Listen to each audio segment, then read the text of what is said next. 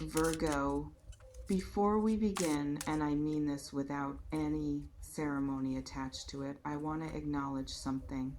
The fact that people return to this space, reading after reading, not because they need to be told what to think, but because they're trying to stay close to what's true for them.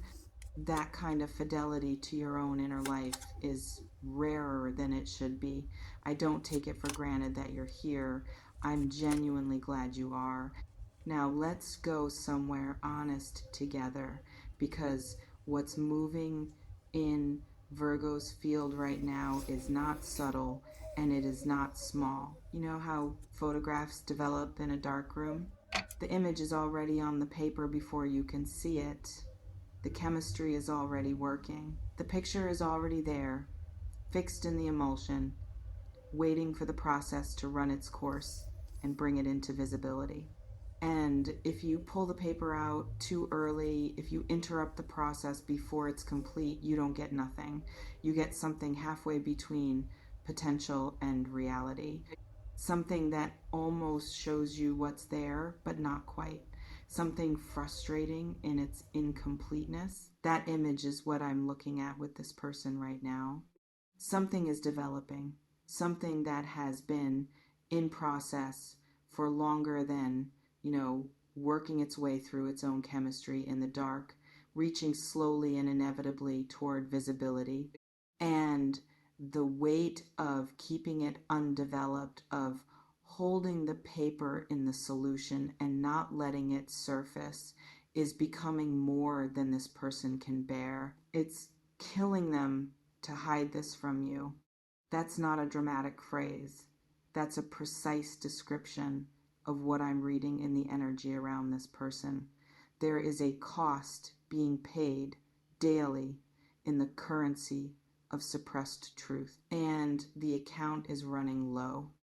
Let me show you what's actually happening. Start with what I feel first, which is contradiction. This person is living in two simultaneous realities, and the distance between those realities has become a kind of chronic pain. They've learned to function around the way you learn to function around a bad knee, compensating, adjusting, never fully forgetting it's there, always aware of the places where it flares. In the first reality, they are going about their life, doing the things that constitute their daily existence, showing up in the ways they're supposed to show up, appearing to the people around them to be more or less fine, perhaps even appearing to themselves in the surface layer of awareness to be managing. In the second reality, the one that runs underneath the first, like a current under still water, they are thinking about you with a frequency and intensity that would probably embarrass them if they knew how clearly it's visible from where I'm sitting, not casually, not in the occasional wistful way that people sometimes revisit old connections with a kind of safe, nostalgic distance, actively, specifically, with the kind of detail that only exists when something hasn't actually released its hold. They remember things about you that they have no practical reason to still be carrying small things. The particular way you said something once, a specific expression, a moment that should have been unremarkable, but that lodged itself in them and refused to be ordinary. The mind doesn't hold on to things like that without reason. The mind holds on to things like that because something in the deep architecture of the person recognizes that what those moments represented was real. And real things don't simply file themselves away. The regret lives in the space between those two realities. Let me try to name what they're regretting, because I think the specificity matters. It's not a simple regret, not the clean, uncomplicated variety that says, I did something wrong and I wish I'd done something different. That kind of regret is almost easy by comparison because it has a clear object, a clear cause, a clear corrective. This is more layered than that. There is regret about a decision, something that was chosen, actively chosen, not merely drifted into, that foreclosed a different possibility, that closed a door. And what they didn't understand fully at the moment of choosing, or what they understood but thought they could live with more easily than they can, is that the door they closed had you on the other side of it. But underneath that regret about the decision, there is something older and heavier. A regret about a pattern, about a way of moving through their emotional life that prioritized something, safety perhaps, or external expectation, or the avoidance of a particular kind of risk over something that was more true. You were not the first time that pattern cost them something, but you may be, and I feel this landing with some weight the first time. The cost has been undeniable enough that they cannot route around it or rationalize it or wait for it to fade. It is not fading. If anything, it is becoming more present with time, which is not how it was supposed to go. They had a reasonable expectation, based on how these things usually work, that distance and time would do their ordinary work of softening, blurring the edges, making the thing easier to carry. And instead, something almost opposite is happening. The edges are staying sharp. The weight is not distributing itself into something manageable. The memory of what was real between you is not becoming less real. That's the part that's killing them. Because you can rationalize a decision that cost you something as long as the cost seems finite. As long as you believe or can convince yourself that what you gave up will eventually become just a story you tell about your past rather than a present, daily, alive awareness of loss. But when the awareness of loss refuses to become a story, when it insists on remaining present tense, the rationalization starts to crack. Their rationalization is cracking. I want to look at what's happening in them physically, because the body is always where the truth lives before the mind is ready to name it. There are moments, and these moments are happening with increasing frequency, where something reminds them of you, and the reminder arrives in the body before it arrives in the mind. A song, a place, something someone says that uses a phrase you used. A quality of light at a certain time of day that belongs in their memory to a moment with you. And in the instant before conscious thought engages, something happens in their chest. Something that is not comfortable and not neutral and not the sensation of something that has been adequately resolved.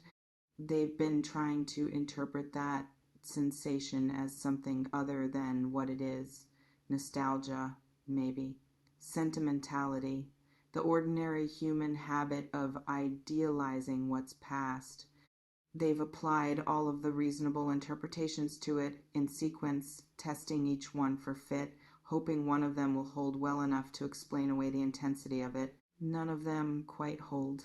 Because what they're feeling is not nostalgia. Nostalgia is warm and slightly melancholy and ultimately comfortable. What they're feeling has an urgency that nostalgia doesn't have, a directionality. It is not pointing toward the past. It is pointing toward you now as you currently exist, as a present tense reality that they have somehow made unavailable to themselves and are living with the consequences of that choice in real time. Hold on. Something just surfaced that I want to stay with. There's been a moment, specific, recent, I can't tell you the exact circumstances, but the energy of it is clear, where they came very close to reaching out to you. Something put you in their mind with unusual intensity, and the gap between what they were feeling and what they were doing about it became very briefly unbearable, and they almost closed it, almost sent something, almost picked up the phone, almost crossed the distance, and then Something stopped them, not indifference, not a recalibration of what they feel. Something more like fear wearing the costume of reason. Some version of it's too late, or they won't want to hear from me, or the reaching out would require an accounting I'm not ready to give, or some other thought that was convincing enough in the moment to interrupt the impulse. But the impulse didn't disappear. It just went back underground, where it's been building pressure ever since. I want to talk to you directly for a moment because there's something happening on your side of this that the reading keeps returning to, and I don't want to skip past it. You know something is unresolved here. You've known it the way you know things that you can't fully justify with evidence, with that particular bodily certainty that precedes the logical argument, the thing that your mind keeps trying to talk you out of because the mind prefers things it can substantiate. You've told yourself various stories about what that knowing means. Maybe that it's wishful thinking. Maybe that you're holding on to something you should have released by now. Maybe that the feeling of unfinished business is just the feeling of unfinished business and not actually a signal about anything real. But here's what I want to offer you as carefully as I can. Your perception of this situation has been accurate. That's what I keep seeing when I look at your side of this connection. The thing you've been sensing, the thing that's made this feel unresolved, even when everything on the surface suggested you should treat it as resolved, is not a projection. It's not wishful construction. It is an accurate reading of something that is actually happening in another person on the other side of whatever distance currently exists between you. You were not imagining it. I know that matters to you. I know that Virgo, with all of your extraordinary perceptual precision, sometimes suffers a specific kind of doubt, not about the outer world, where your perception is essentially trustworthy, but about your inner world, about whether what you feel is real, whether what you sense is accurate, whether you can be trusted to read your own emotional reality as reliably as you read everything else. That doubt is the shadow side of your rigor. You can trust what you've been sensing about this. It's real. They're feeling it. They're sitting in it right now, probably within the last 24 hours, probably more than once, in the specific and uncomfortable awareness of everything they're not saying to you. There's a question that surfaces naturally here, and I want to address it honestly rather than avoid it. What does this mean for what happens next? And the honest answer is that I don't know exactly. What I can see is what's true inside this person right now. What I can feel is the direction things are moving, the accumulation of pressure, the way a held breath eventually has to release. What I cannot give you is a script for what happens and when and in what form. The reading doesn't work that way. Reality doesn't work that way. What I can say is this: something is moving. It has been moving for a while and it is accelerating. The cost of containment, of keeping all of this internal, hidden, managed, unshared, is increasing at a rate that is not sustainable. People can maintain a suppression of something this size for a certain amount of time. That time has a limit.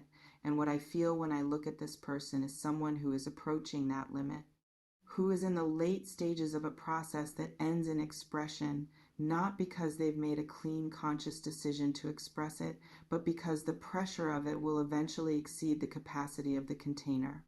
When it comes, and I feel it coming, it is going to require something from you. Not an instant response, not a decision you have to have pre-made, not a performance of whatever feeling you think you're supposed to have. What it's going to require is presence, the willingness to actually be in the room with what they bring, to let it land before you process it, to give yourself the time you genuinely need to know what your response is. You don't have to have the answer before the question is asked. That's something Virgo sometimes forgets, that you're allowed to receive something and then take time with it. The expectation that you should know immediately, that you should already have your feelings organized and your position clear, is one you've placed on yourself. Nobody else is requiring that of you. Be in the moment when it comes. That's enough. Something else I want to name before I close this, because it keeps pressing for attention at the edge of everything I've been looking at. This situation is showing you something important about yourself that has nothing to do with them. It's showing you what you don't settle for anymore. Not explicitly, not as a declaration. You haven't made a speech about your standards or drawn up a list of requirements, but quietly, in the way you've carried this situation, in the things you've refused to do to make it easier on yourself or on them, in the particular quality of how you've held this, you've demonstrated something about what kind of love you're interested in, um, about the specificity of what you need and what you're unwilling to pretend doesn't matter, about the fact that halfway doesn't work for you, that partial doesn't satisfy, that real is the only thing you're actually interested in, even when real is complicated. That is worth knowing about yourself. Whatever happens with this person, however this unfolds, whenever the held truth finally surfaces, wherever it leads, you have found out something in this process that belongs to you permanently. You have found out that you can hold out for the thing that is actually true rather than accepting the thing that is merely available. That you can carry the discomfort of something unresolved rather than resolving it in the wrong direction just to end the discomfort. That you know in your body what real feels like, and you cannot be talked into accepting something that isn't. That knowledge is not a consolation prize. That knowledge is one of the most useful things a person can have. It is going to serve you long after this specific situation has found its resolution, whatever that resolution turns out to be. You are not sitting in this waiting room by accident. You are sitting in it because you know what you're waiting for, and you're right to wait. The darkroom does its work in its own time. The image develops when the chemistry is ready. You don't rush it, and you don't pull the paper out early, and you don't stand in the dark wondering if anything is happening. Something is happening. It's been happening the entire time. I want to hear from you in the comments about something specific. The feeling I described, that bodily knowing that something is unresolved, that perception you keep trying to logic your way out of, has that been present for you around this person? Not the certainty that everything will work out, just the knowledge that something isn't finished yet. Drop something in the comments if you felt that recognized. And if you've been doing what I described, carrying this without settling for something smaller just to make the carrying easier, I want you to tell me that too. That takes more than people realize, and I don't want it to go unnamed.